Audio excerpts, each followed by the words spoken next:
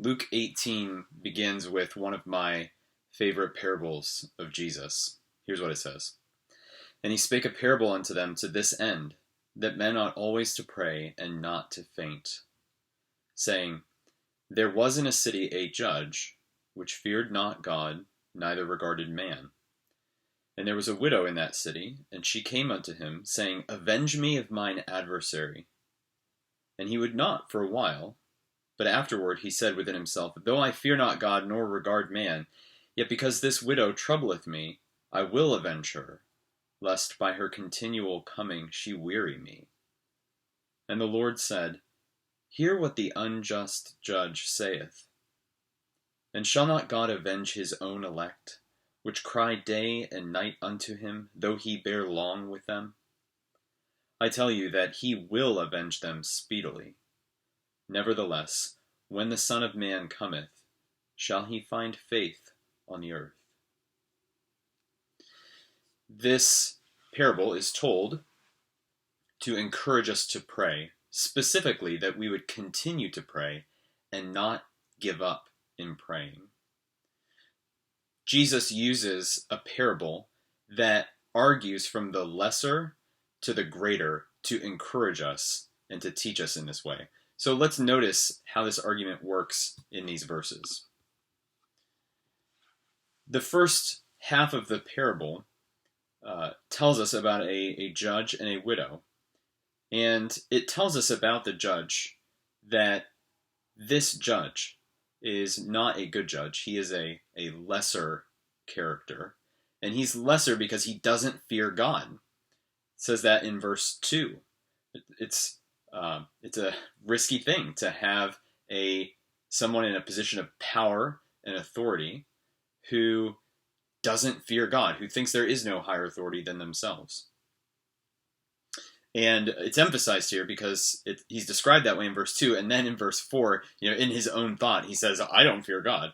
So this judge does not fear God, and he doesn't care about people. It says in verse 2, he doesn't regard man. And in verse 4, again, his own thoughts say, I don't regard anybody. So this is a judge who doesn't care about God or people. And this situation also tells us about a widow in verse 3. And a widow, obviously, would have been a woman. And we need to just pause there to remember that in this society, a woman would not have had much leverage or power. And not only is she a woman, but she's a widow, right? Which means that she lost her husband. And in this society, she would have been especially vulnerable. So the person who's coming to the king doesn't have leverage with the king or the judge, and doesn't have sway over him. And we see that she's not asking a small thing. In verse 3, she's seeking justice. And she's seeking personal justice. She's seeking justice from an adversary. So she needs a judge to do something significant for her. This is not a small request. It requires personal involvement from the judge. In verse 4, we see that the judge wouldn't respond for a while. But then in verse 5, he eventually does respond, but it's because he's annoyed. He doesn't want to be bothered by this woman anymore. And so he's moved to act out of self-interest because he doesn't want to be bothered by her. Well, then look at what it argues then to the greater in verses 7 and 8. God is greater than this wicked judge. God is a judge, and because he's God, he acts for his own name's sake. He has regard for himself. He cares about his name being honored, whereas this wicked judge didn't care about God. God cares about himself and wants his name to be known and honored. Just read the book of Ezekiel and see how often God acts for his own name's sake. So God has regard for his own name, but he also has regard for people. He cares about people. In verse 7, we are called God's elect. We are his chosen ones. We are special and unique to him. So while the widow was unimportant to the judge, we come to God as his special treasure, as his bride, with a special claim on his love and on his attention and on his action. He cares for his elect, for his chosen, far more than that judge would have cared about a powerless widow. And God is moved to act by his special love for his special chosen people. God doesn't act because he's annoyed, like that wicked judge. God moves because of his love for us. And verse 8 tells us that God cares about justice. He will avenge.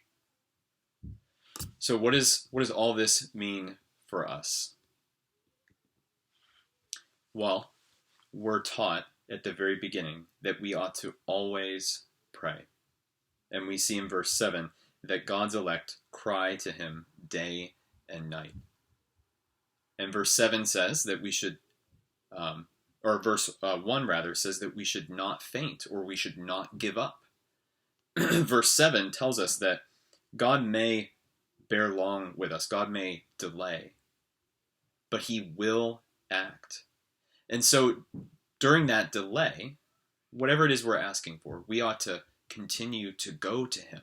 We ought to continue to talk to him about those things, whatever our burdens are, whatever our request is. And we should also pray in faith. Verse 8 asks the question, shall he find faith on the earth? Praying during times of delay requires faith that God hears us, that he exists, that he cares about us, and that he will do something.